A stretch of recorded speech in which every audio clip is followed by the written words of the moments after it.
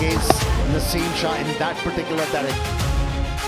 Once again, so comfortable. West Indies কিংবদন্তি ইয়ান bishop তার ব্যাটিংয়ের তুলনা করেছিলেন বিশ্ববিখ্যাত চিত্রকর্ম মোনালিসার সঙ্গে। ক্যারিবিয়ান ধারাভাষ্যকার বলেছিলেন, লিওনার্দো দা ভিঞ্চির ওই ঐতিহাসিক শিল্পকর্ম যেমন নিখুঁত, তার ব্যাটিংও ঠিক তাই।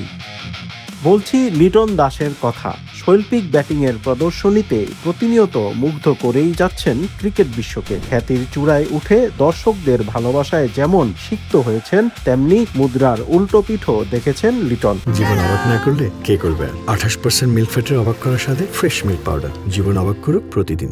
একসময় ফর্মহীনতায় ম্যাচের পর ম্যাচ অসহায় চেহারায় ফিরেছেন ড্রেসিং রুমে, সেসব এখন অতীত। লিটন আবার মজেছেন ক্রিকেটে, দর্শকেরাও আবার হৃদয়ে গেঁথেছেন তাকে।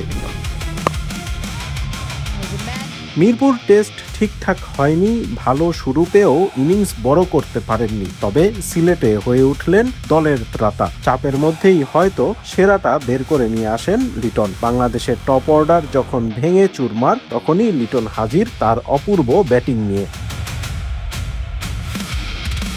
116 রানে 6 উইকেট হারায় বাংলাদেশ। এই অবস্থায় মাথা ঠান্ডা রেখে দলকে টেনে তুলেছেন ধ্বংসস্তূপ থেকে, নিয়ে গেছেন লড়াইয়ের জায়গায়। খেলেছেন 126 রানে অসাধারণ ইনিংস। 16-4 ও 2 ছক্কার ইনিংসটিতে ইয়ান বিশপের সেই উক্তির কথা লিটন বারবার মনে করিয়ে দিচ্ছিলেন বাংলাদেশের ক্রিকেট ভক্তদের।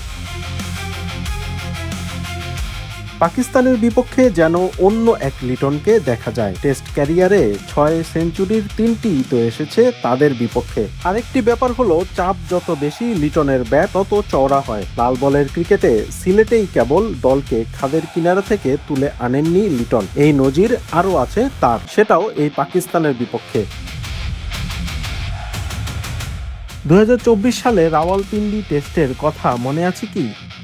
26 রানে 6 উইকেট হারিয়ে বসেছিল বাংলাদেশ। ওই অবস্থান থেকেও পিন্ডি টেস্ট জিতেছিল বাংলাদেশ। নেপথ্যে লিটনের অবিশ্বাস্য সেঞ্চুরি। মেহেদী হাসান মিরাজকে নিয়ে সেদিন মেরামত করেছিলেন ইনিংস। এই উইকেটকিপার ব্যাটার খেলেছিলেন 138 রানের ঝলমলে ইনিংস, যাতে প্রথমবার পাকিস্তানের বিপক্ষে টেস্ট সিরিজ জেতার ইতিহাস গড়েছিল বাংলাদেশ। সেই পাকিস্তানকে সামনে পেয়ে আবারও চাপের মুখে সেঞ্চুরি পেলেন লিটন।